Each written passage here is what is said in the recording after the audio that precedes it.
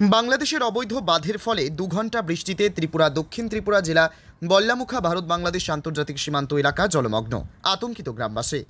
বাংলাদেশের অন্তর্বর্তীকালীন সরকারের প্রধান উপদেষ্টা মোহাম্মদ ইউনূসের সরকার অবৈধভাবে বাঁধ নির্মাণ নিয়ে বর্ষার জলে বানভাসী হবে ত্রিপুরা দক্ষিণ জেলা বিলোনিয়া শহর সংলগ্ন মুহুরী নদীর উত্তর পার। সুকান্তনগর, নেতাজি সুভাষচন্দ্র নগর ও ঈশানচন্দ্র নগর গ্রাম পঞ্চায়েতের 5 শতাধিক ওপর পরিবারের কয়েক হাজার মানুষ এই আশঙ্কা প্রকট হয়ে উঠেছে টানা 2 ঘন্টার বৃষ্টিতে। জলমগ্ন হয়ে পড়ছে ভারত বাংলাদেশ সীমান্তের সুকান্তনগর গ্রাম পঞ্চায়েতের উত্তর বিলোনিয়া বল্লামুখা গ্রাম।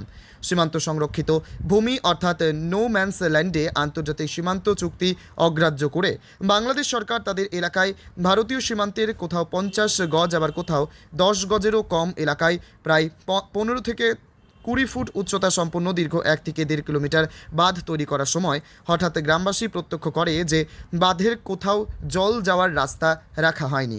আগে যে নালা ছিল তাও বন্ধ করে দেওয়া হয়। তাই ক্ষোভে ফেটে পড়েন ভারতীয় সীমান্ত সংলগ্ন গ্রামবাসীরা। যেখানে ভারত আন্তর্জাতিক সীমান্ত চুক্তি ছিল, কোনো দেশ সীমান্তে কিছু করতে গেলে তা সীমান্তের পিলার থেকে 150 গজ দূরে থাকতে হবে। তা না করে বাংলাদেশ সরকার এই অবৈধ বাঁধ নির্মাণ করে নিয়েছে, জলের নালাও রাখেনি। ক্ষুব্ধ গ্রামবাসীদের পক্ষ থেকে এ বিষয়ে অতি দ্রুত দক্ষিণ ত্রিপুরা জেলা প্রশাসন এবং ভারত সরকারের দৃষ্টি আকর্ষণ করে জল নিষ্কাশনের জন্য ব্যবস্থা গ্রহণের দাবি জানিয়েছিল, কিন্তু কিছুই ব্যবস্থা হয়নি, যার ফলে জলের তলায় চলে গিয়েছে কৃষকের শত শত কানি কৃষিজ ফসল ও পুকুর। এই একদিনের বৃষ্টিতে এই অবস্থা হলে বর্ষা মরশুমে কী হবে এ নিয়েই আতঙ্কে রয়েছে গ্রামের জনগণ। ত্রিপুরা থেকে বিক্রম কর্মকারের report, crime press Bengal news. কাকা, আপনার নাম? নরেন দাস, এটা কোন জায়গা? বল্লামুখা। আচ্ছা, কি হয়েছে আপনার সমস্যা? বাংলাদেশের বাঁধের কারণে আমরা বিভিন্ন এলাকা বাণিজ্য জায়গা জমি ধান ফসল নষ্ট হইতে আছে, ক্ষেত কৃষি। আচ্ছা, তো এটা কি এখনকার ঘটনা? এর আগে কি এই ধরনের ঘটনা ঘটছে? এর আগে তো জল দ্বারা আসছিল নিচের দিকে, বাংলাদেশের দিকে যারা আছিল, এখন ওই দ্বারা এই দ্বারা তো বাংলাদেশ অফ করে দিছে। হ্যাঁ, এরপর এখন জল যেতে পারতেছে না। জল যেতে হচ্ছে না। এখন কি এখানে কি সমস্যা তৈরি হয়েছে? সমস্যা বাড়ি করে জল উঠে যাবে সব। এখন ক্ষেত কৃষির কি অবস্থা? কৃষি নষ্ট হয়ে যেতে আছে, জল উঠে গেছে। ক্ষেত কৃষি জল উঠে গেছে। এখন আপনারা কি চাইতেছেন? এখন ধান পুকুর আর আমরা অতি সত্ত্বর যদি জলের দ্বারা করে দেয় তাহলে আমরা উপকার হবে, নাইলে পরে ক্ষতি হইব। হ্যাঁ, ক্ষতি হবে। আর নাম আপনার?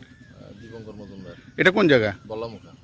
আচ্ছা, কি হয়েছে যে বর্ষার ফলে যে আপনাদের সমস্যা, কি সমস্যা? আমাদের এখানে সমস্যা হচ্ছে যে মাত্র গতকালকের একদিনের যে বৃষ্টির জল বাংলাদেশের এই বাঁধের ফলে এখান দিয়ে যেই জল জমছে, এটা এখন এমন একটা পরিস্থিতি ভয়াবহ রূপ নিচ্ছে। আস্তে আস্তে জল যদি বাড়ে তোলে গ্রামের মানুষ শরণার্থীর দিকে যাচ্ছে।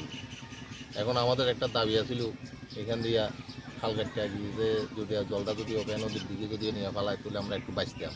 অনেক জমি টমি ডুবে গেছে, ধান টান করছিল, এইদিকে সব ডুবে গেছে গা। এখন আস্তে আস্তে বাড়িঘরের দিকে উঠতে আছে, সবাই আইছে এখানে আদিকর্তারা, তারা দেখবেও লিখেছে এটা যদি অতি তাড়াতাড়ি সত্তর কাজটা যদি করে তাহলে আমরা খুব উপকৃত হইতাম। আগে এই জলটা কোন দিক দিয়ে যেত? এটা আগে বাংলাদেশের ওই দিক দিয়ে একটা খালা ছিল, এই খালটা দিয়ে যেত। এখন তারা এই খালটা বন্ধ করে এলেছে, এখন পুরো জলটা জমে গেছে। পুরা জল জমে গেছে। কয় ঘন্টার জলে মানে বৃষ্টিতে এমন জল জমছে? বড় জোর রাত্রে 2 চূড়ার জল, 2টা ধাপের বৃষ্টি, 2-3 ঘন্টার জল। আর আগে কতক্ষণের বৃষ্টিতে ছিল? আগে এটা একমাত্র মুহুরী নদীর বাঁধ ভাঙার ফলে এখানে জল ছিল, এর আগে কোনোদিন জল ছিল। এখন শুধু এই বারটার এই বারটার ফলে জল হয়েছে। কি চাইতেছেন? এখন আমরা চাইতে আছি এখান দিয়ে যদি একটা খাল কাটটা যদি নদীর মধ্যে নিয়ে পালায় তুলে তো ভালো, ওই মুহুরী অবেয়া নদীর মধ্যে নিয়ে পালায়। মানে এদিক দিয়ে যেটা আছে ওই দিক দিয়ে ওইখান দিয়ে একটা খালের দরকার। খাল এটা কোন জায়গাটা? এটা বল্লামুখারে। না না, ওই বাটটা যে খাল, ইন্ডিয়ার জায়গা। ইন্ডিয়া জায়গা, এটা ক্যাম্পের সাথে নাকি? হ্যাঁ, এটা ক্যাম্পের সাথে জায়গা। আচ্ছা আচ্ছা, ঠিক আছে।